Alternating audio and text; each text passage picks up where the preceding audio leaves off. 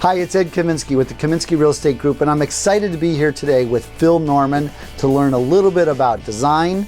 And Phil, why don't you tell us the name of your company and how long you've been in the business? Okay, great. Well, thanks for having me. Norman Design Group. My name is Phil Norman, and we have an interior design firm that does both interior architecture and interior decorating. So we're the classic mix of both the structure and the decoration, layering each other in nice harmony, and we've been doing it for 23 years. That's a tough combo to think about, because there is a lot that goes into the interior choices of where you put things. So, I mean, tell me a little bit about that on the architectural side. What are you looking for when you're looking at, is it plans or? Well, we start with the architect early, and we look for really good bones and really good flow. So we will, when we get the architectural plans, we'll actually put furniture into the room so the homeowner can actually see how the rooms scale out and what those rooms can actually hold, and may have an end result for their family. And at that point, then we're layering ceiling designs, cabinetry, fireplace, symmetrical lines, sight lines, making sure windows align with furniture, seating. So again, you kind of got to start with the architecture, the interior architecture, but you have to have the end result in mind so that when you're all done, everything again acts in harmony. But there's been a big trend I've noticed in the last, I'd say at least 5 or 6 years, where homeowners are really tackling the construction of a new home themselves from beginning to end, where previous to that it was mostly spec builders building the homes, people just come in at the end and pick some paint colors and they're done. Now, have you noticed that same trend where there's more people building their own homes? We have definitely, especially in South Bay, and I think in California in general. It's such a multicultural environment here in the state of California that people are traveling, they're getting exposed to unique hotels, just experiences themselves. So they want to bring some of that specialness that they've had maybe on a trip and have it in their everyday lives. So then therefore they may want to build their own custom, unique home that's special to them and not just finishes that someone else chose. What is the hottest trend right now? What's a current trend or a hot trend in design that people would want to know about? We do a lot of homes for families, so they may have younger kids or just real life homes, animals, dogs, kids, and they're living the active lifestyle that a lot of us Southern Californians do. So I think we're looking for something that looks really nice, but also has a certain level of maintenance. And I think that comes in fabrics, of which we're working with a lot of outdoor fabrics on the interior. There happens to be one company called Perennials that we really like, that you would never know it's an outdoor fabric. If you put it on your sofa and your kid wipes popsicle or jelly on it, you can use bleach and water and wipe this down and essentially keep going and not be worried about it. Another interesting material out there that's not related to decoration, it goes on top of countertops, and it's called Dry Treat, and it's one of the best sealer that's been out there for a long time.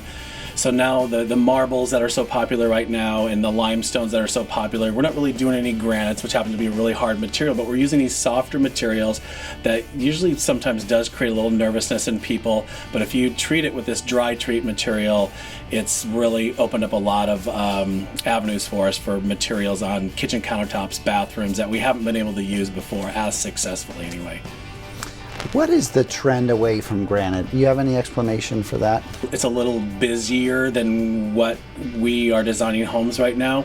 We're designing homes that are peaceful, tranquil, clean, fresh, and a lot of granites out there are just, the Juparanas especially, they're just wild and they have a lot of motion to them.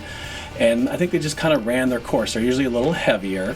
If we do use a granite, we try to find the one that got the tightest material allocation to it, and then sometimes we'll hone that, and that calms it down. So granite's not completely out, but it's been a long time since I've done a granite.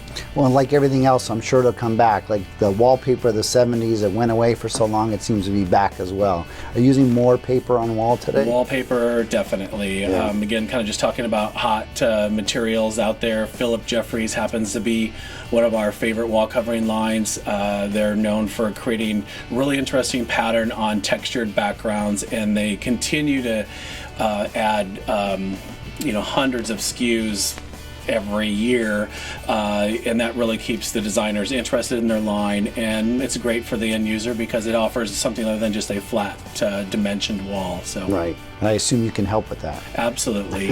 And I think we're really good editors. We ask people to come in with their ideas, but often they'll come in with a big book or a ton of stack of images, and we just have to say, okay, that's a really cool idea, but you've got 10 other cool ideas, so we need to pick two and go with it, because otherwise they're going to compete against each other.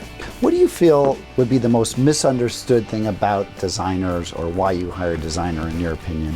When you're going to tackle a remodel or a new home construction, there's a lot of expense that you're already incurring, and to layer a designer on top of it, I would think if you're the homeowner, it would be one more thing well, I don't need one. It's only going to add cost to the project.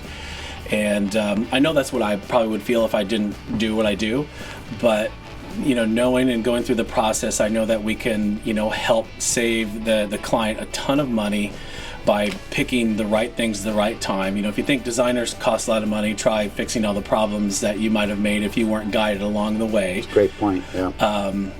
We're exposing you to all those unique things that you want to see in your home. So you really have your hand held the entire time along the process. So I think to shortcut it, they're writing you a check, but they're going to end up saving money, possibly. Quite possibly. Certainly be happier. It would be happier. I always kind of joke with clients we're less than half of sales tax as far as our fees on a typical project. So I think we're worth it. Well, good. So on that note, why don't you just describe what you feel is your best customer? I mean, who are you trying to help or find in the marketplace? Our best customer is someone who wants to do something unique, interesting, wants to be pushed a little bit outside their comfort zone, doesn't want necessarily to do what everyone else is doing. I'd say perfect world for us, two working professionals that trust in professionals and want to be led, and again, trust. It always ends up with the best end result. You're based here in Southern California. Do you ever leave this marketplace? Do you go anywhere else to do work? We do. Quite often we'll follow a client to their second home, vacation home. Quite recently it's taken us to Scottsdale and in a small project in Kauai, kind of slowly renovating a project there on the beach.